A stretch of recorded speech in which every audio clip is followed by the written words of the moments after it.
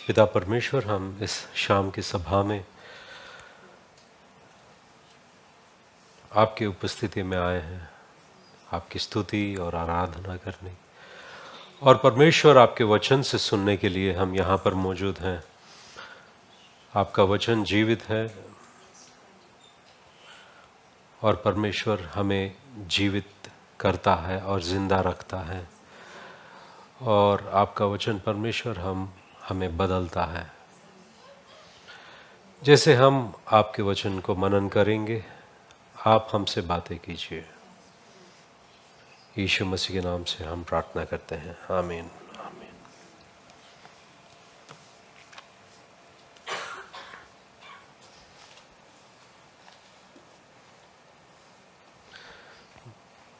मत्ती का सुसमाचार 18 अध्याय।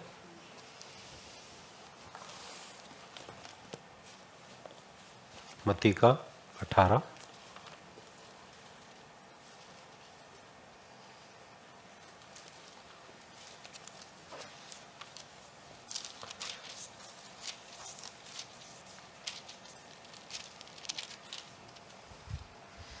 हमने पिछले कुछ हफ्तों में परमेश्वर जो है, जो विश्वास योग्य है, जिस पर भरोसा किया जा सकता है, और जिसने जिस तरह से अब्राहम की जिंदगी में अपनी विश्वास योग्यता को साबित किया, और वही परमेश्वर जो अनंत काल का परमेश्वर है, उसी की स्तुति और आराधना करते हैं हम। फिर हमने परमेश्वर के बारे में यह देखा कि परमेश्वर वो है जो हमें देखता है। हमने हागर की जिंदगी से हमने ये सीखा है कि ये जो परमेश्वर है वो देखता है। उदाहरण के तौर पर समझिए कि हमको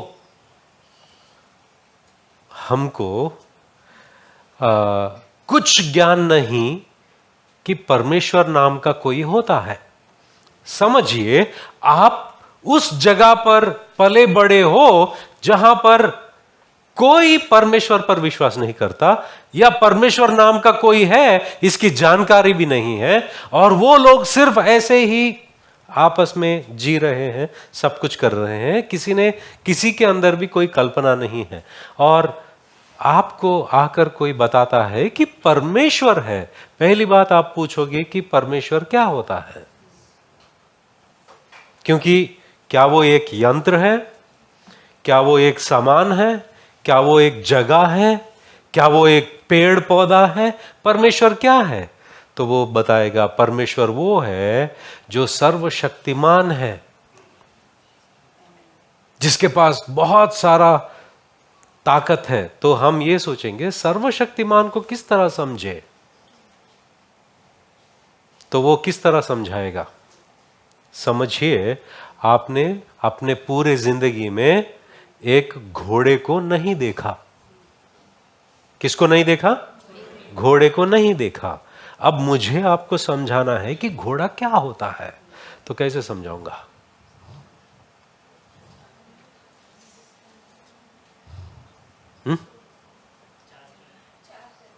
चार पैर होते हैं, कुर्सी के भी तो होते हैं। समझाओ, कोशिश करो।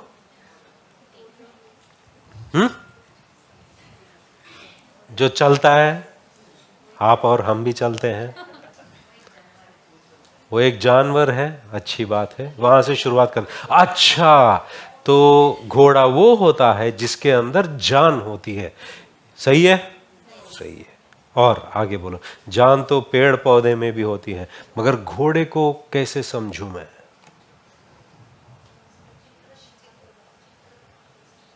चित्र आपके पास है ही नहीं, ना फोटो है ना कुछ है आपके पास, बस समझाना है। घोड़े को सामने लेके कि ये घोड़ा है, ये तो आप बोलोगे कि कभी आपने गधे को देखा है? तो हाँ, गधा देखा है हमने, बस उसका साइज इतना बड़ा होता है और इसका बस उसकी पूंछ थोड़ी लंबी होती है।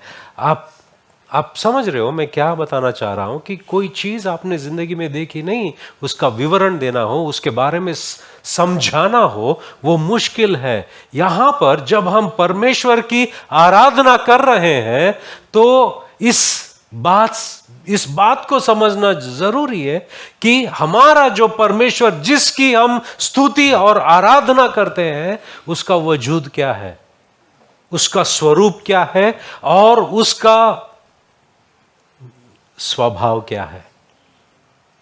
उसका स्वभाव किस तरह का परमेश्वर आपका है जिसको आप स्तुति और आराधना करते हो। कौन सा? जरूरी नहीं कि हर एक जो परमेश्वर कहलाता है कि वो सही हो।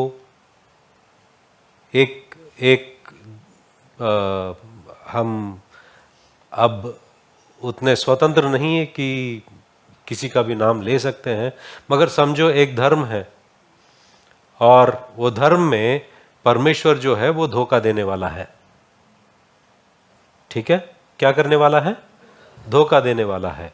क्या उसकी स्तुति आराधना करोगे आप? मगर वो परमेश्वर है, करोगे? नहीं। कल आप सडनली जाओगे और आग में तुमको तला जाएगा और आप बोलोगे ये क्या है, आप मुझे आग में डाला। तेरे को पता नहीं मैं धोखा देता हूं। आप किस तरह के परमेश्वर पर विश्वास करते हो और किसकी आराधना करते हो, किसकी स्तुति करते हो, यह जानना बहुत ही जरूरी है। क्यों? क्योंकि उसका स्वभाव जो है वो हमारी बुनियाद बनती है। उसका स्वभाव जो है, उसके स्वभाव में ही हम निर्भर होते हैं कि जब हम ये जानते हैं कि वो देखता है, उसके स्वभाव को जानते हैं, वो देखने वाला परमेश्वर है, अब हम विश्वास कर सकते हैं कि वो देखने वाला परमेश्वर है। इसलिए मैं उसकी ओर देखूंगा, उसको प्रार्थना करूंगा क्योंकि वो देखता है। दूसरा, वो विश्वास योग्य परमेश्वर है। अगर उसके ऊपर भरोसा किया जा सकता है, मैं भरोसा करूंगा उस पर। क्यों? वो भरोसेमंद है। वैसे ही जब हम ये वचन को देखते हैं निर्गमन के पुस्तक में, निर्गमन के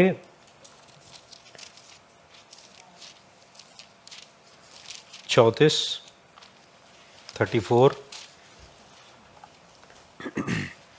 6 और 7 में यह लिखा है,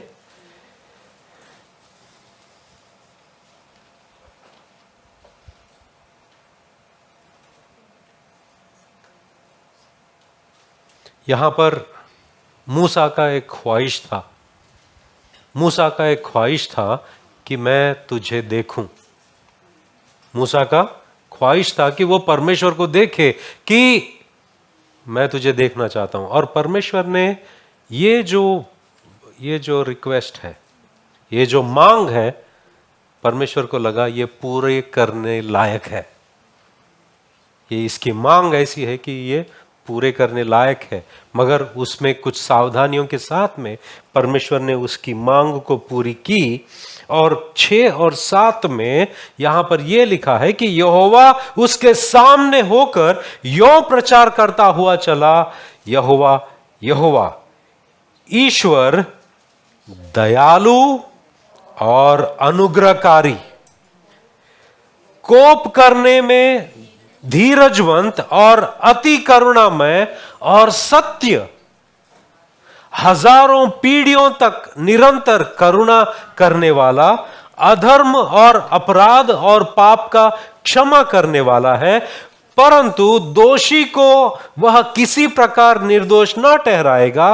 वह पितरों के अधर्म का दंड उनके बेटों वरन पोतों और परपोतों को भी देने वाला है। यहां पर 6 और 7 वचन में जब परमेश्वर मूसा के आगे से गुजर रहा था, मूसा के आगे गुजरते हुए वो अपने स्वभाव और अपने चरित्र के बारे में बता रहा है कि मैं किस तरह का हूं, मैं कौन हूं, मेरा स्वभाव क्या है और मेरे लक्षण क्या है, मेरा गुण क्या है। वरना तुझे लगेगा कि परमेश्वर कहलाने वाले बहुत सारे हैं, उनमें से मैं और एक हूं। शायद तू ऐसा सोचेगा, मगर मेरा गुण और लक्षण अलग है। मेरा गुण और लक्षण में वो हम ये पढ़ते हैं, यहोवा ईश्वर दयालु। वो कौन है? वो दयालु। ये कोई अलग किस्म का आलू नहीं है, दयालु है।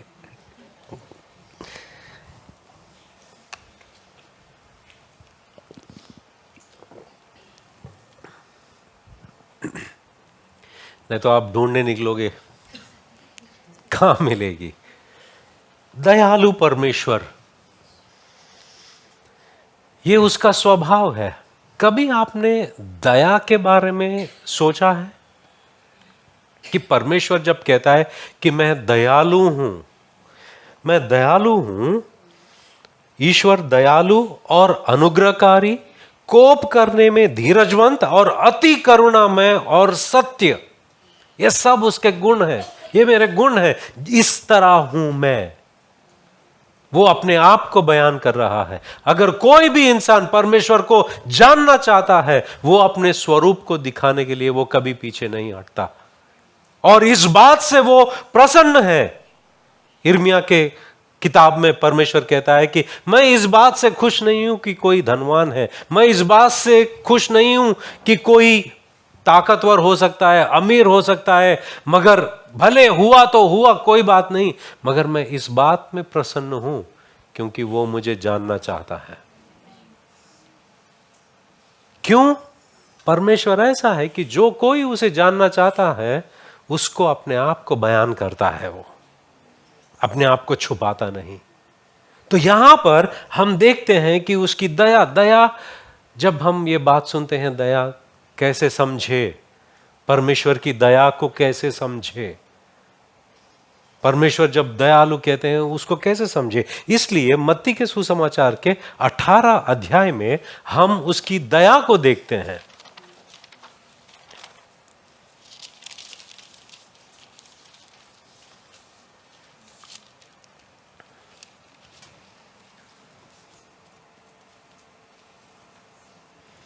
तेईसवें वचन से, इसलिए स्वर्ग का राज्य उस राजा के समान है जिसने अपने दासों से लेखा लेना चाहा।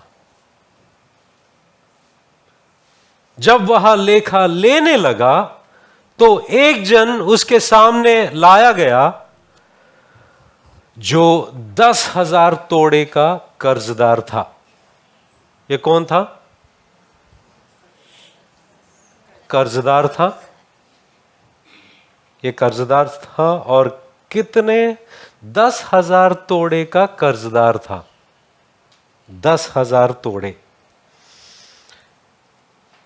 जबकि चुकाने को उसके पास कुछ न था, तो उसके स्वामी ने कहा, यह और इसकी पत्नी और बाल बच्चे और जो कुछ इसका है सब बेचा जाए और कर्जा चुका दिया जाए। जब मैं पढ़ रहा था कि ये 10,000 तोड़े क्या होते हैं, तोड़ा जब भी हम देखते हैं, अंग्रेजी में इसे टैलेंट कहा जाता है। टैलेंट और तोड़ा जो है वो हमेशा एक वजन, जो वजन होती है उसको दर्शाने वाला है। एक तोड़े में तकरीबन 30 किलो होता है। A talent was originally a weight probably around 30 kgs, मतलब तकरीबन 30 किलो, एक तोड़ा 30 किलो।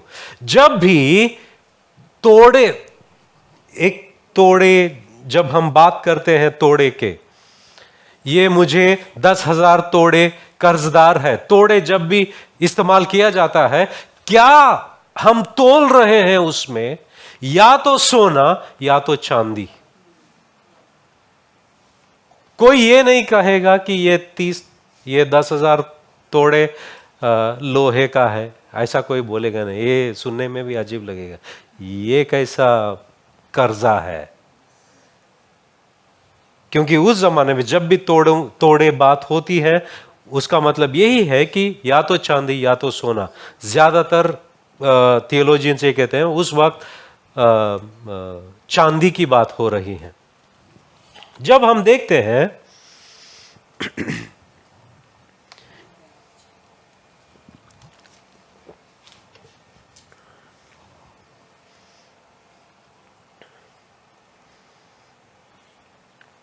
एक तोड़े में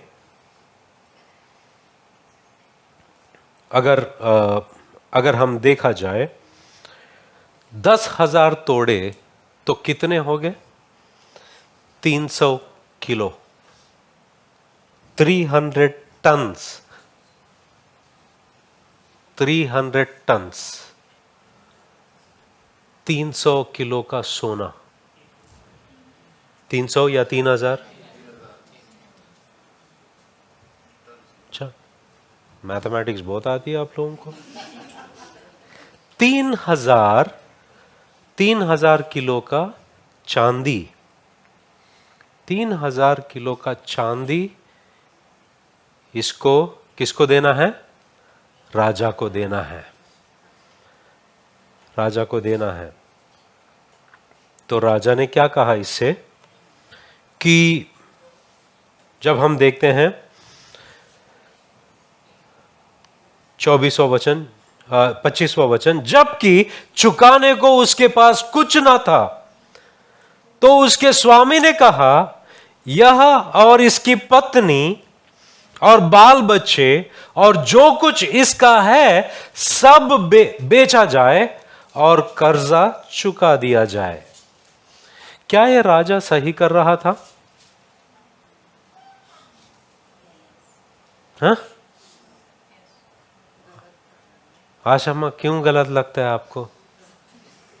अभी हमने बैंक में लोन लिया है, बैंक में लोन लिया है और देना है, तो वो क्या करेगा? वो आएगा, हमारी संपत्ति जितनी भी है उसको वो क्या करेगा? दाव पर लगाएगा, और लोग जो खरीदते हैं वो बेचने के बाद में जो पैसा आता है वो ले लेंगे।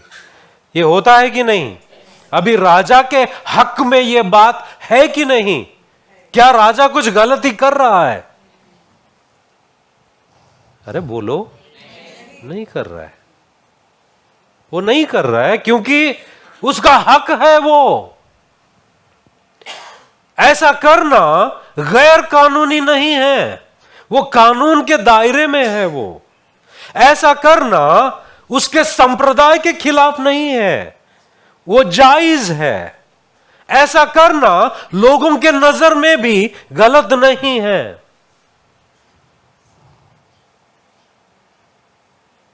समझ रहे हो?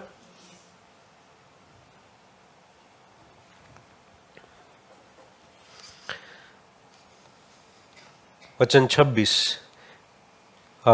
25, जबकि चुकाने को उसके पास कुछ न था, तो उसके स्वामी ने कहा यह और उसकी पत्नी, इसकी पत्नी और बाल बच्चे और जो कुछ उसका है सब बेचा जाए और कर्जा चुका दिया जाए।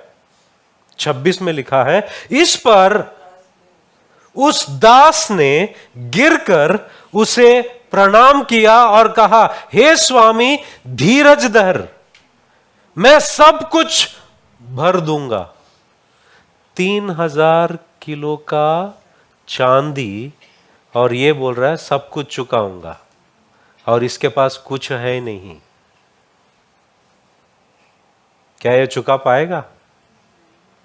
3,000 किलो का चांदी कैसे चुका पाएगा? मगर ये क्या कह रहा है कि बस थोड़ा मोहलत दो, थोड़ा वक्त दो, थोड़ा धीरज धरो कि मैं तुम्हें सब कुछ लौटा दूंगा। और राजा जानता है कि ये तो बकवास है,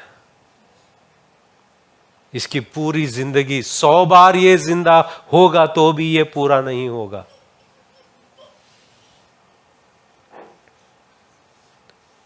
तब उस दास के स्वामी ने तरस खाकर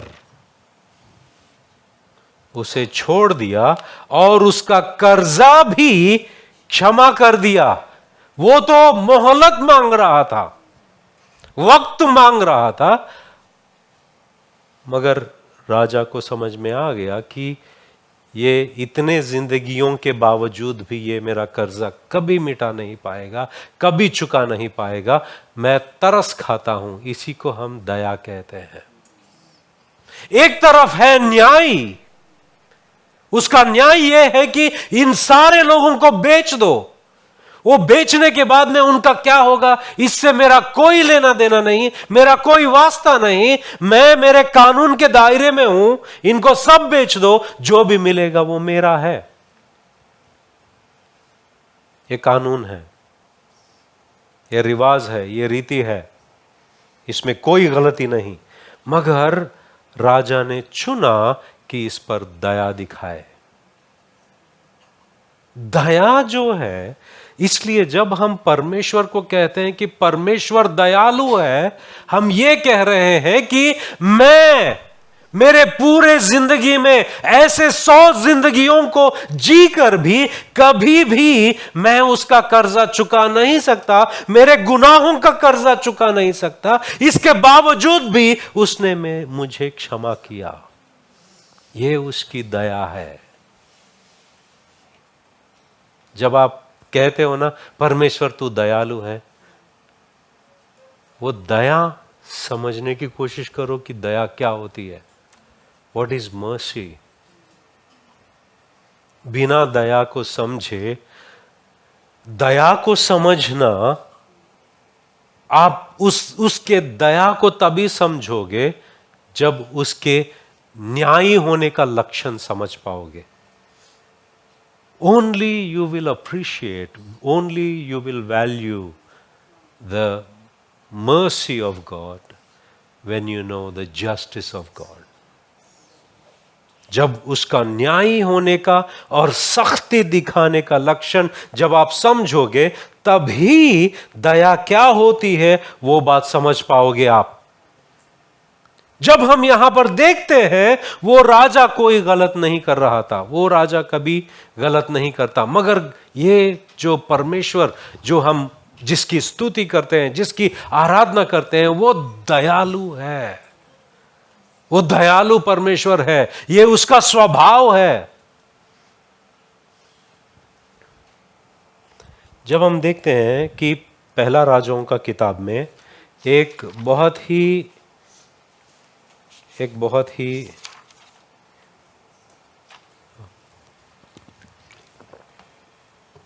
विकेड को क्या कहते हैं हिंदी में? दुष्ट। वो दुष्ट कहते हैं, मगर मुझे अभी भी थोड़ा मर्यादा दिखाई देता है उसमें। वो विकेड में बोलने में जो होता है, वो विकेडनेस वो नहीं आता है, पूरी भावना। दुष्ट उतना लगता है, अच्छा दुष्टी बोल दिया ज्यादा फर्क नहीं पड़ा। अंग्रेजी में जोर ज्यादा होता है, विकेड, तब दिल को लगता है विकेड बोल दिया यार इसने। दुष्ट बोला तो थोड़ा अच्छा है, ठीक है, कोई बात नहीं। एक दुष्ट इंसान है, एक विकेड इंसान है। जब हम देखते हैं पहला राजाओं का 21वें अध्याय में, एक राजा होता है जिसका नाम है आहाब। क्या नाम है उसका? आहाब है। अब ये दुष्ट राजा है, उसकी नजर जो है, एक व्यक्ति होता है जिसका नाम है नाबोत। नाबोत जो है, जब नाबोत बोलता हूं, मेरी अम्मी का नाम याद आता है। उसका नाम नबा है। मेरे नाना ने नबा रखा है क्योंकि जो नबूवत करता है उसको नबी कहते हैं, अगर वो स्त्री होती है तो नबा कहते हैं। तो पहला राजाओं का 21वें अध्याय में जब हम देखते हैं,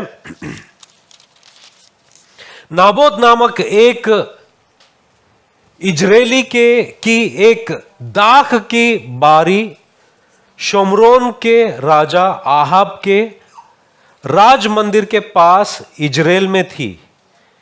इन बातों के बाद आहाब ने नाबोत से कहा, तेरी दाख की बारी मेरे घर के पास है, तू उसे मुझे दे कि मैं उसमें साग पात की बारी लगाऊं और मैं उसके बदले तुझे उससे अच्छी एक वाटिका दूंगा, नहीं तो तेरी इच्छा हो तो मैं तुझे इसका मूल्य दे दूंगा।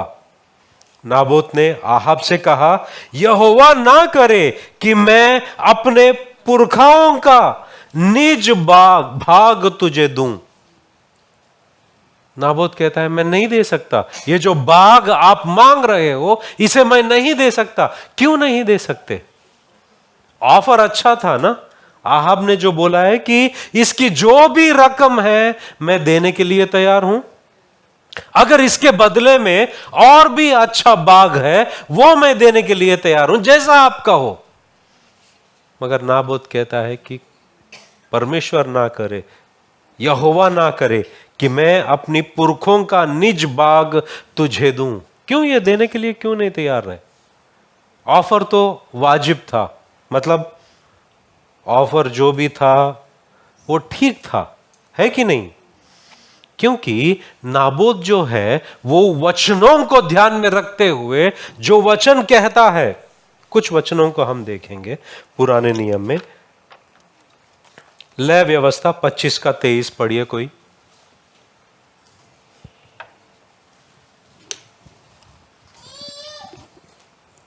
भूमि सदा के लिए बेची न जाए, क्योंकि भूमि मेरी है। भूमि मेरी है।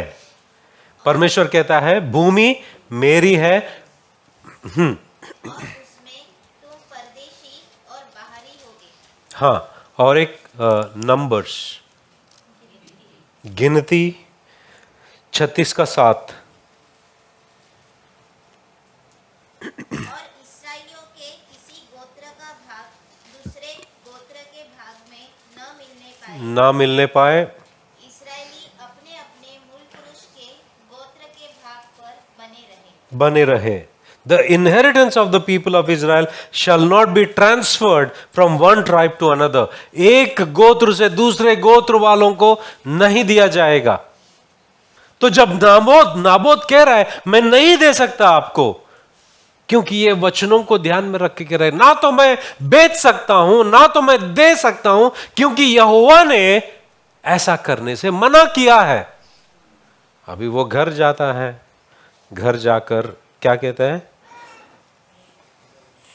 4वां वचन, इजरायली नाबोत के इस वचन के कारण कि मैं तुझे अपने पुरखाओं का निज बाग ना दूंगा, आहाब उदास और अप्रसन्न होकर अपने घर गया और बिछोने पर लेट गया और मुंह फेर लिया और कुछ भोजन ना किया। मतलब गया बिछोने में, मुंह फेर लिया और किसी के और देख नहीं रहा है, खाना नहीं खा रहा है। अभी उसकी बीवी है, आई, बीवी पूछी क्या हुआ, मुझे वो चाहिए था, उसने दिया नहीं। तो बीवी का नाम जेजबेल था और उसने खत लिखा लोगों को, वहां के जो प्रधानों को खत लिखा और बोला उसके ऊपर झूठा इल्जाम रखो। उसने परमेश्वर के खिलाफ और राजा के खिलाफ उसने दूषणा की है, उस पर झूठा इल्जाम लगाओ, उसको न्याय पे लेकर आओ और सब लोग उसको पत्थर मारो। लॉन्ग स्टोरी शॉर्ट वैसा कर दिया और उसको मार डाला। तेरे को जिस तरह गुस्सा आ रहा है मेरे को भी आ रहा है। हां, तो बीवी आई, पत्नी आई और कहा कि अभी तेरा ही हो गया है, इट्स योर्स, ले लो। उस वक्त परमेश्वर का वचन इलाइजा नामक के भविष्यवक्ता को आता है। 17 वचन वही अध्याय में, तब यहोवा का यह वचन तशबी एलिया के पास पहुंचा, चल शोमरोन में रहने वाले इस्राएल के राजा आहाब से मिलने को जा, वहां तो नाबोत की दाख की बारी में है, उसे अपने अधिकार में लेने को वह गया है और उससे यह कहना कि यहोवा यों करता है, क्या तूने घात किया और अधिकारी भी बन बैठा? फिर तू उससे यह भी कहना, और आगे आप बाद में पढ़ लेना, 20वें वचन में एलिया को देखकर आहाब ने कहा, हे मेरे शत्रु, क्या तूने मेरा पता लगाया है? उसने कहा, हां लगाया तो है, और इसका कारण यह है कि जो यहोवा की दृष्टि में बुरा है उसे करने के लिए तूने अपने को बेच डाला है।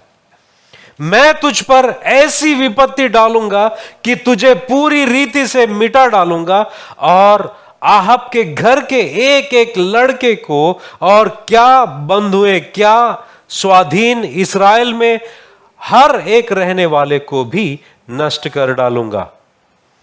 और मैं तो तेरा घराना नबात के पुत्र यरोबाम और यहिया के पुत्र बाशा का सा कर दूंगा।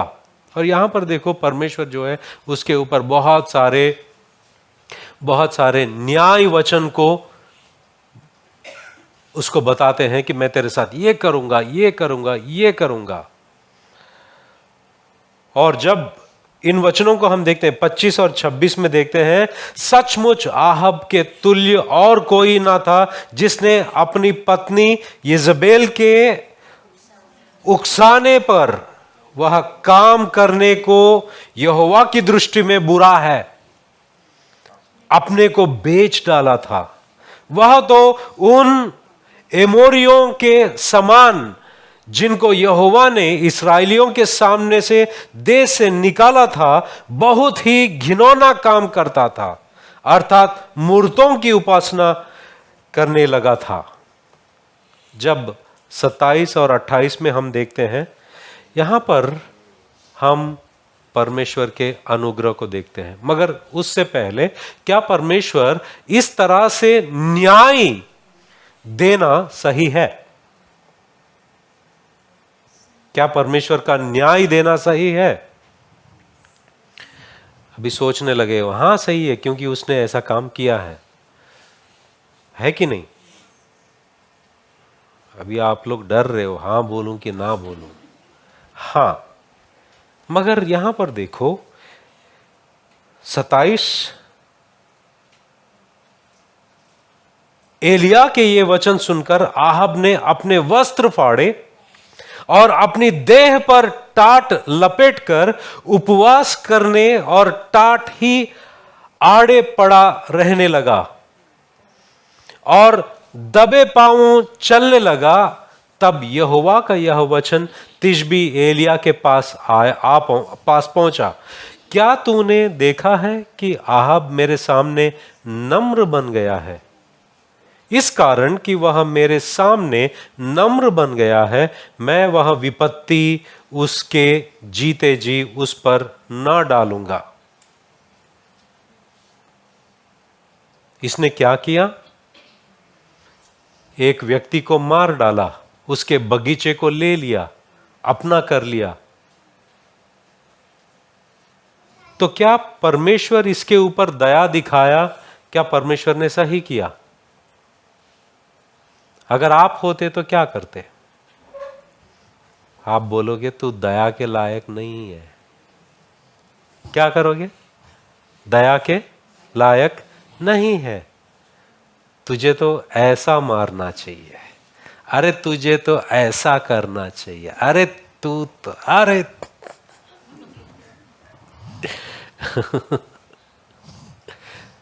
क्यों? तुम्हारा खून बॉयल होता है कि नहीं, कि कैसा ये इंसान इस तरह किया है, एक बेगुनाह को इतनी घिनौनी रीति से मार डाला है, और परमेश्वर इस पे दया दिखा रहा है।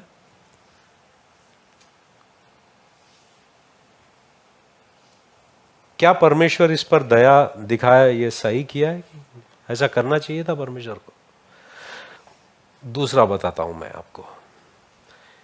क्या परमेश्वर दाऊद पर जो दया दिखाया है उसको दिखाना चाहिए था? क्यों दाऊद को आप पसंद करते हो? इसको हम साइकोलॉजी में हेलो इफेक्ट कहते हैं। जिससे हमें लगाव रहता है उसको हम सारे चीज जायज कर देते हैं। मतलब समझो आपका बच्चा है और वो कुछ गलती करता है तो कोई डांटेगा तो उसको पास ले, तो क्या किया उसने, और दूसरे का बच्चा करता है तो उसको सख्ती दिखाते हो, ये ऐसा थोड़ी करते हैं, ऐसा कोई करता है क्या, पूछते हो। हेलो इफेक्ट कहते हैं इसे। मगर परमेश्वर इस तरह बर्ताव नहीं करता। परमेश्वर का चरित्र, परमेश्वर का स्वभाव ऐसा है कि वो दयालु परमेश्वर है। वो इंसान के नाई नहीं है, वो इंसान जैसा नहीं है। परमेश्वर दयालु है और वो दया दिखाता है, चाहे वो आहब हो चाहे वो दाऊद हो। दाऊद ने तो इसी जगह पर इससे भी ज्यादा घिनौना काम किया है। दाऊद ने क्या किया, एक स्त्री के साथ में व्यभिचार किया और उसका पति कुछ खबर लेके आता है, उसको बहुत पिलाते हैं और उसके पत्नी के पास जाने के लिए कहते हैं क्योंकि वो गर्भवती है और वो जो दोष अपने ऊपर नहीं लेना चाहता है। अगर ये रात में इसको ज्यादा पिलाया गया है तो ये जाएगा तो एटलीस्ट वो निंदा मुझ पर नहीं आएगी, मगर ये नहीं जा रहा है। तो इसने क्या किया, एक डेथ वारंट को क्या कहते हैं, डेथ वारंट, मौत का फरमान उसी के हाथ में देते हैं और वो जाता है। उसका खुद का मौत का इसको कुछ पता नहीं, जाता है और इसको फ्रंट आर्मी के फ्रंट में लगाते हैं, फ्रंट लाइन में, वो मर जाता है। क्या परमेश्वर दाऊद को दया दिखाना चाहिए था? अभी मैंने बताया करके आप कह रहे हो कि नहीं ऐसा नहीं करना चाहिए था। पहले तो बोल रहे थे हाँ हाँ हाँ हाँ हाँ। परमेश्वर दयालु है, वो दया दिखाता है। एक जो है परमेश्वर न्यायी है, उसके न्याय के अनुसार वो सब कुछ कर सकता है, सख्ती दिखा सकता है, दंड दे सकता है। इसलिए एक जगह पर जब हम भजन संहिता में देखते हैं, दाऊद ये वचन कहता है, भजन संहिता 103,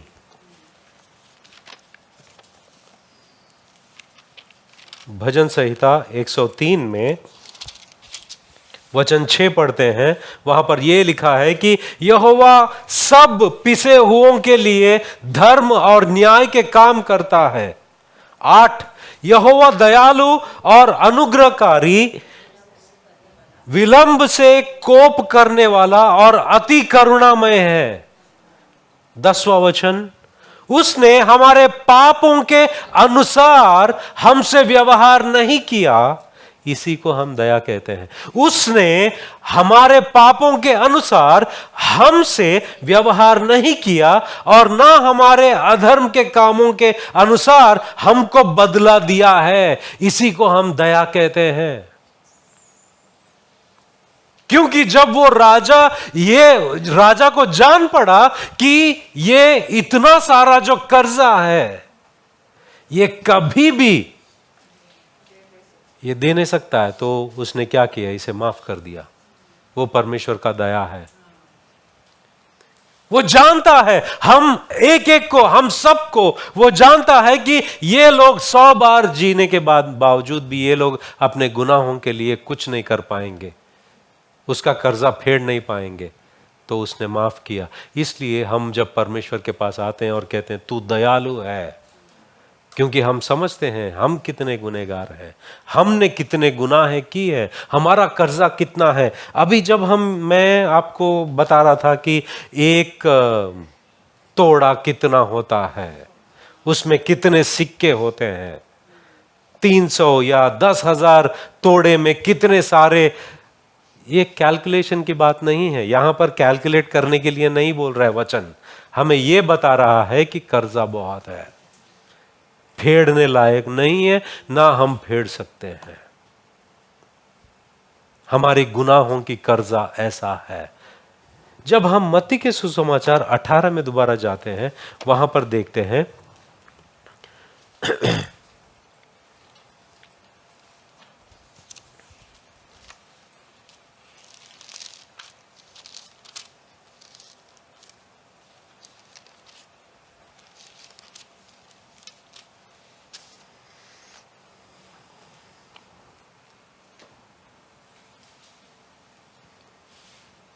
28 वचन में, परंतु जब वह दास बाहर निकला तो उसके संगी दासों में, कौन है ये संगी दास, मतलब इसके तरह ही दूसरा है, में से एक उसको मिला जो उसके 100 दिनार का कर्जदार था। कितने दिनार का कर्जदार था? 100 दिनार। अगर आप मत्ती के सुसमाचार 20वें अध्याय में देखते हो, एक दिनार एक दिन का ब्याज है, ब्याज नहीं, एक दिन का मजदूरी है। एक दिन सुबह से शाम आप मजदूरी करते हो, उस दिन का जो मजदूरी है एक दिनारी। मतलब समझो अगर यहां पर लिखा है तो संगी दास में से एक उसको मिला जो उसके 100 दिनार का कर्जदार, मतलब 100 दिन का क्या मजदूरी। मतलब समझो तकरीबन 3 से 4 महीने के बीच, अगर 3 से 4 महीने वो मजदूरी करता है तो इसका कर्जा फेड़ जाएगा। उसने उसे पकड़कर उसका गला घोटा। क्या किया इसने? उसने पकड़कर, किसको? संगी दास को पकड़कर उसका गला क्या किया?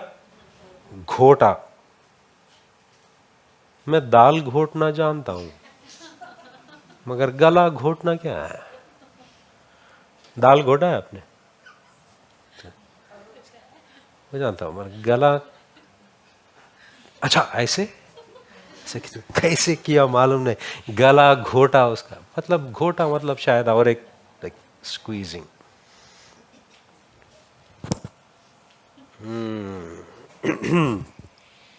क्या किया? उसका गला घोटा और कहा, जो कुछ तुझ पर कर्जा है भर दे। जो वो कर्जा है भर दे। किसने पूछा? भरने के लिए पूछा। क्या ये गलत है? क्या ये गलत है? ये सही है। इस पर उसका संगी दास गिरकर उससे विनती करने लगा, धीरज धर, मैं सब भर दूंगा। जब इसने कहा कि मैं सब भर दूंगा, यह रियलिस्टिक है, मतलब यह भर सकता है। अगर इसको 3 महीने से 4 महीने तक मोहलत मिल जाती है तो यह अपना कर्जा जो है वो दे सकेगा। और यह झूठ नहीं बोल रहा है, वो ये कह रहा है कि मैं दे सकता हूं, थोड़ा सब्र कर, थोड़ा सा मोहलत दे, मैं दे दूंगा।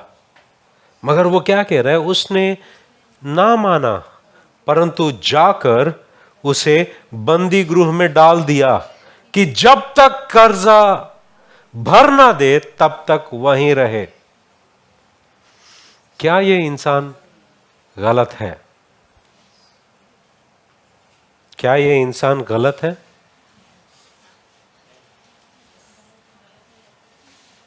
एक व्यक्ति उसका कर्जा लिया, पैसा लिया, वापस नहीं किया तो इसने उसको जेल में डाला।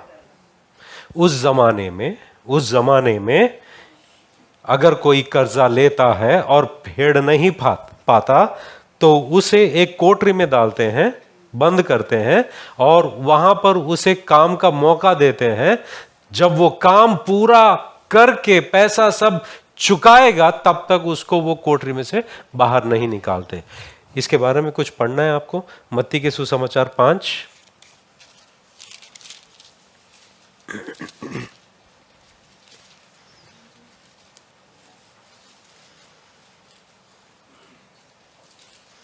पच्चीस और 26 देखो। जब तक तू अपने मुद्दाई के साथ मार्ग ही में है, उससे झटपट मेल मिलाप कर ले, कहीं ऐसा ना हो कि मुद्दाई तुझे हाकिम को सौंपे और हाकिम तुझे सिपाही को सौंप दे और तू बंदी गृह में डाल दिया जाए।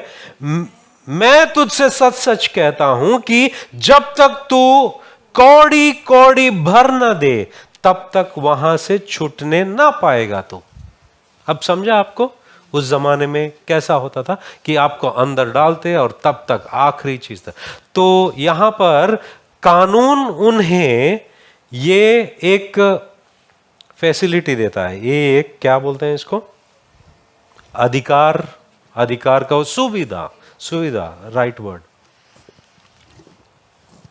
ये एक सुविधा देता है कि ये आपका हक है।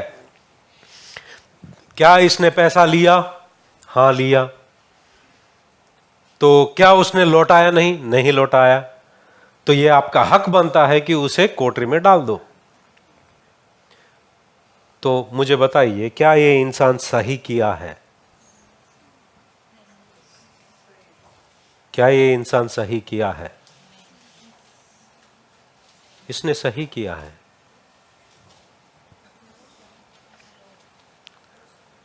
कानून के अनुसार सही है, संप्रदाय के अनुसार सही है, और हर तरीके से अगर समाज में भी आप बोलोगे कि नहीं इसने तो कोई गलती नहीं किया, वो तो हमारा रूल है, कानून है, इसने कोई गलती नहीं की। मगर परमेश्वर क्या कहता है?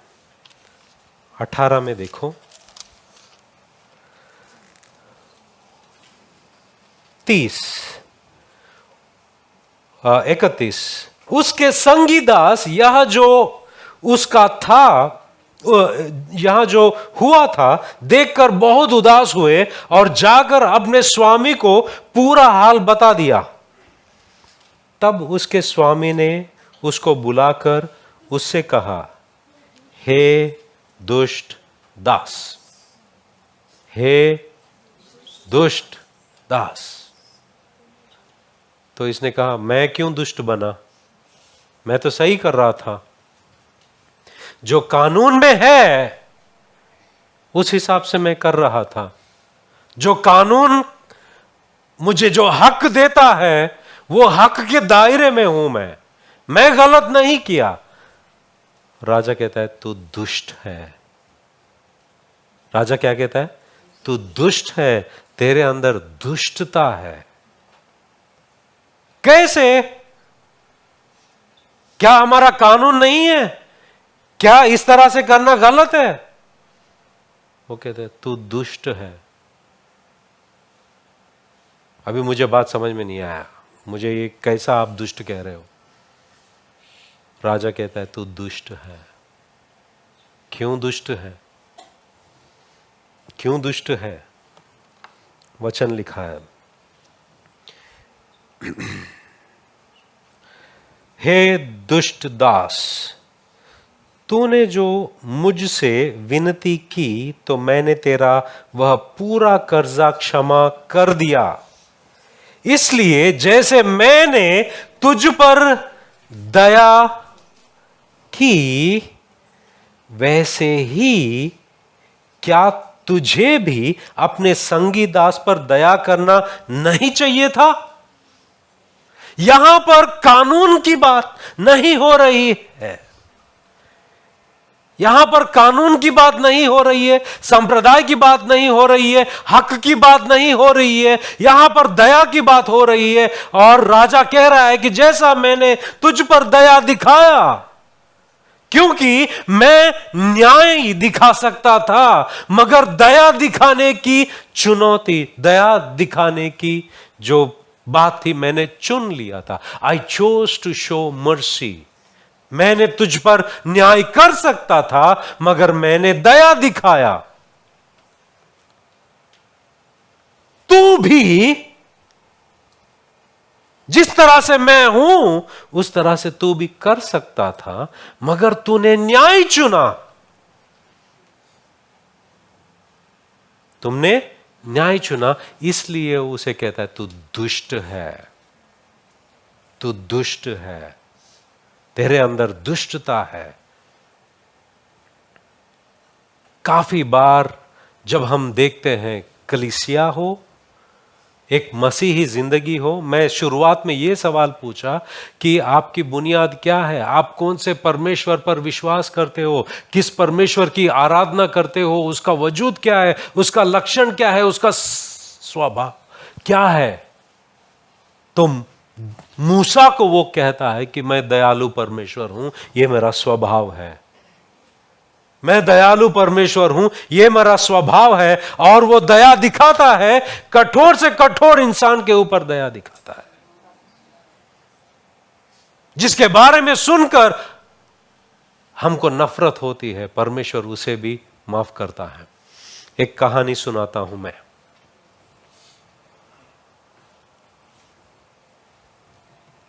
एक कहानी सुनाता हूं। रोमेनिया में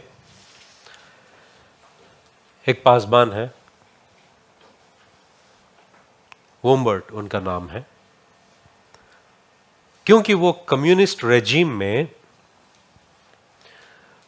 ईसाइयत को हर तरीके से रोकने के लिए पासबानों को, ईसाइयों को बहुत मारा जाता था। इतना गंदे तरीके से, उनके अंदर रहम नाम की चीज नहीं होती उस कम्युनिस्ट रेजिम में। और उन लोगों को ऐसा मारा जाता है, बेरहमी से मारा जाता है कि जब उनके ये जो रिब्स को क्या कहते हैं, फसली के हड्डियां टूट रहे तो भी रुकते नहीं। तो जब ये पासबान जेल में थे, उनका सारा शरीर घावों से भर गया है। उसी वक्त एक जवान दूसरे पासबान को इतना मारा गया, इतना मारा गया, इतना मारा गया कि वो उसको उठने तक का उसके अंदर ताकत नहीं थी। अब उसी रात को अभी ये कम्युनिस्ट का रेजिम में ऐसा था कि वो सिर्फ ईसाइयों पर ही नहीं, वो किसी पर भी रहम नहीं दिखाते। अभी उन्हीं अफसरों में झगड़ा हुआ और एक अफसर को उन्होंने इतना मारा, जैसे ईसाइयों को मारा वैसे ही उसको भी मारा और उसको भी वही बंदी गृह में डाल दिया। अब जो पासबान को बहुत मारा है, वो भी वही जेल में गिरा है, उसको भी बेरहमी से मार दिया गया है। अब उसको लगा कि वो मरेगा और उसने वुम्बर्ट को आवाज दी और कहा कि पास्टर जी, मैं नहीं मर सकता। तो उसने पूछा क्यों?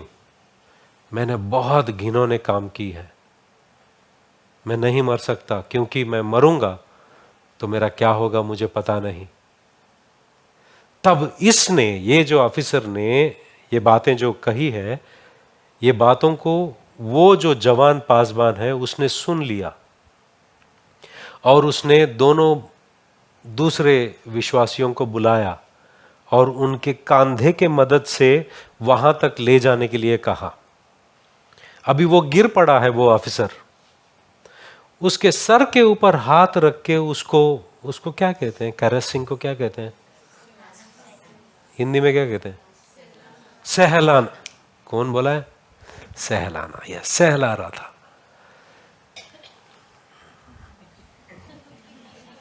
सहला रहा था। सहलाते हुए वो कह रहा था कि तूने जो किया वो अनजाने में किया है। तू जितना डर रहा है मरने से, मेरा परमेश्वर तुझे माफ करने से उतना ही उत्सुक है। तो उसने उसके लिए प्रार्थना की, दोनों मिलकर वो माफी की प्रार्थना की। और उस रात, वो क्रिसमस का शाम था, दोनों मर गए। वो पासबान भी मर गया, वो ऑफिसर भी मर गया। वहां पर हम देखते हैं परमेश्वर दयालु है। परमेश्वर दयालु परमेश्वर है। वो दया दिखाता है, कैसे भी गुनहगार को दया दिखाता है। मगर जब ये जो इसकी बात आई, संगीदास की बात आई, इसने दया नहीं दिखाई। इसने क्या दिखाया मालूम है? न्याय दिखाया है। हमारे पास हर बार एक फैसला होता है, हमको करना होता है, या तो न्याय दिखाओगे या तो दया दिखाओगे। अगर दया दिखाओगे तो दया पाओगे, अगर न्याय दिखाओगे उसके डेंजर से, खतरे हैं। खतरे क्या है? मत्ती का सुसमाचार 7,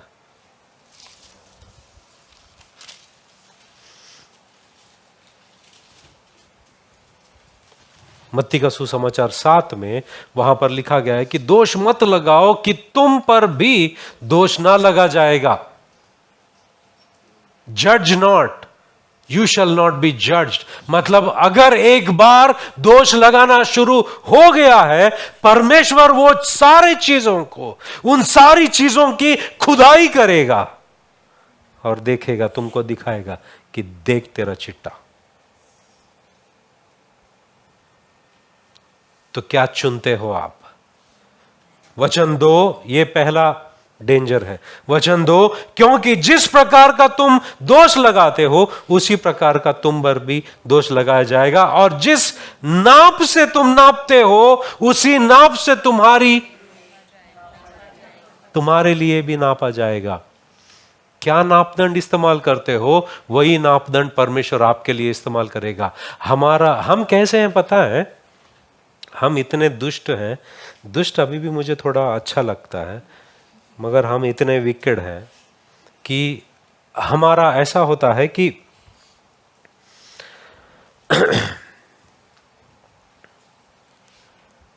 हमारे पास एक फॉर्म होता है, परमेश्वर इसमें तू न्याय दिखा, इसको न्याय दिखा, इसको न्याय दिखा, इसको न्याय दिखा, मगर खुद की बात आती है, मुझे दया दिखा, दया दिखा, दया दिखा।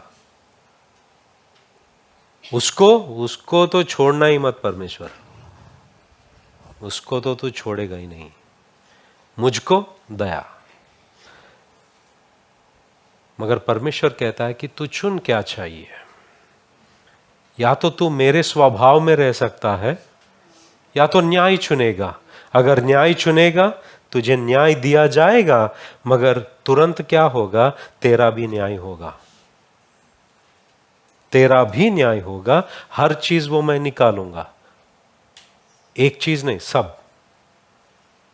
और जो नापदंड इस्तेमाल करते हो वही नापदंड तेरे पर भी इस्तेमाल किया जाएगा। यहां पर जब हम तीसरे वचन में देखते हैं, तू क्यों अपने भाई की आंख के तिनके को देखता है और अपनी आंख का लट्टा तुझे नहीं समझता? ये जो दास है, इसका खुद का जो पहाड़ है उसे दिखाई नहीं दे रहा है जब इसका गला घोट रहा था।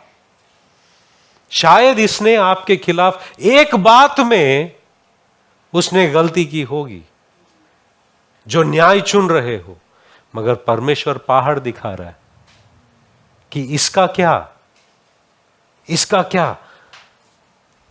जब तेरी ही आंख में लट्टा है तो तू अपने भाई से कैसा कह सकता है, ला मैं तेरे आंख से तिनका निकाल दूं?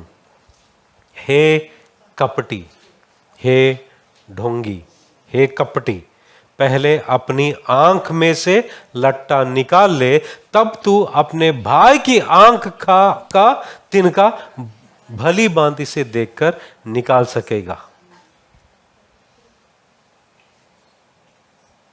परमेश्वर चाहता है कि हम उसके स्वरूप में रहें। परमेश्वर चाहता है कि हम उसके स्वभाव में रहें, क्योंकि उसका स्वभाव है दयालु, दया दिखाना। दया दिखाने के वक्त हम ये लायक है या नहीं ये नहीं देखते। दया दिखाने के वक्त हम क्षमा उसको पूछने से पहले ही कर देते हैं। दया दिखाने के वक्त हम वो स्वरूप धारण करते हैं जो परमेश्वर का है, और वो जिस तरह से है उसके स्वरूप में हम अपने आप को बदलने की कोशिश करते हैं। उसका स्वभाव दया का है। और ये जो इंसान, जो दास है, वो दूसरों के, जो दूसरे लोग उसके तरफ जो गलती की है उसमें वो बहुत सख्ती दिखा रहा है, मगर वो खुद वही गलती किसी और के साथ कर रहा है, मगर उसमें उसके लिए दया चाहिए। इसीलिए मत्ती के सुसमाचार में उसे कहा गया तो ढोंगी है,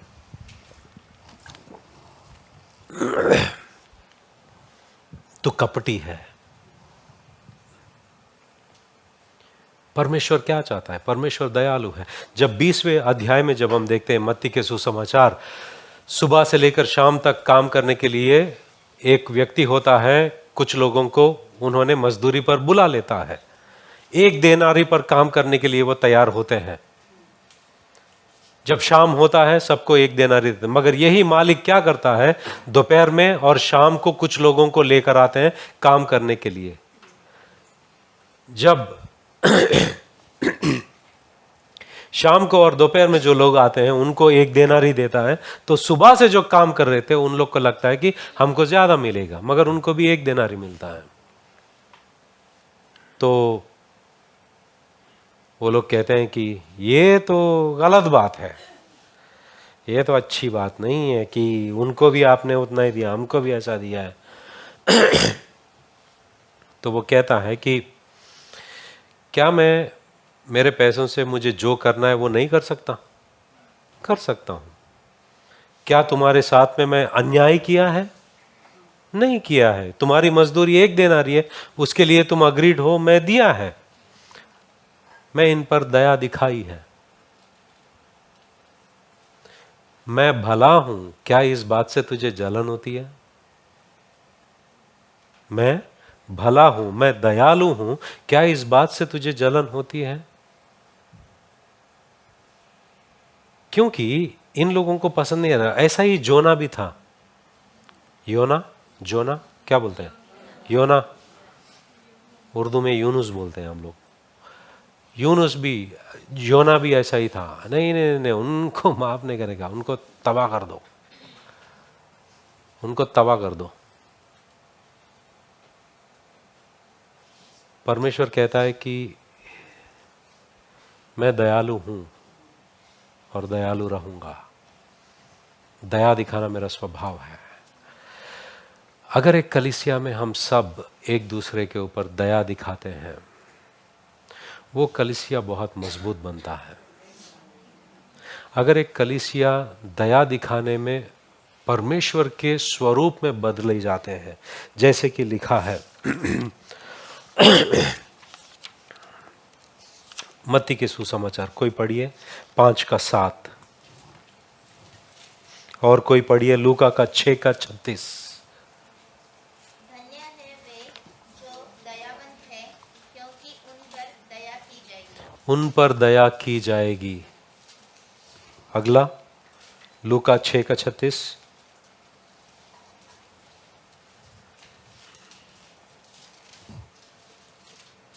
जैसा तुम्हारा पिता हाँ, दयावंत है वैसे ही तुम भी दयावंत बनो। इस तरह परमेश्वर का स्वभाव है हमारा। कलीसिया में जब दया का कोई स्थान नहीं होता है, हर तरीके के ना माफ करना या बैर रखना और विभाजन, ये सारी चीजों को शैतान अंदर लेके आता है। क्यों? लोग परमेश्वर के समान बनना नहीं चाहते हैं, परमेश्वर के नाई बनना नहीं चाहते। परमेश्वर जिस तरह से है, जिस तरह उसका स्वभाव है, जिस तरह उसका स्वरूप है, उसके स्वरूप में बनना नहीं चाहते हैं। हमारा परमेश्वर दयालु है, हम भी दयालु बनते जाएं। अगर आप आत्मिक हो और आत्मिकता में बढ़ रहे हो, तुम्हारे अंदर मसीह के स्वभाव दिखने में आएंगे। आप रिश्तों को किस तरह लेते हो, आप कलीसिया में एक दूसरे के साथ व्यवहार कैसे करते हो, ये सब के लिए एक सीख है कि हमें दयालु बनना जरूरी है। प्रार्थना करते हैं।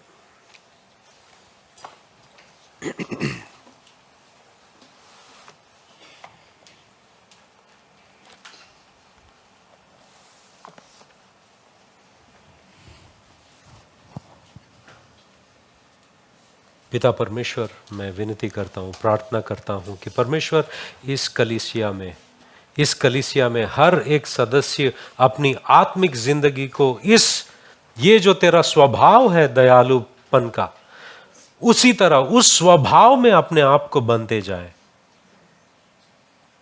कि अपनी जिंदगी को परमेश्वर वो तेरे स्वरूप में बदलते जाए, तेरी आत्मा जैसा जैसा उनकी मदद करते रहे। परमेश्वर, ये दया में भी हम आगे बढ़ते जाएं। और परमेश्वर, हम मांगते हैं तेरी पवित्र आत्मा से हमें सिखा,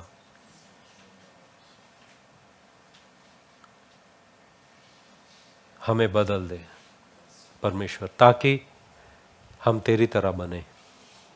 हम चाहते हैं परमेश्वर, तेरा वचन हुक्म देता है, तेरा वचन आज्ञा देता है, जैसा तुम्हारा पिता है जो अनुग्रहकारी है, दयालु है, वैसा भी तुम भी बनो।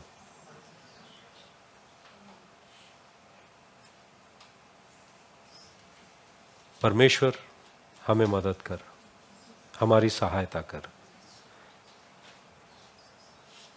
क्योंकि परमेश्वर हम तेरी स्वभाव में बदलना चाहते हैं।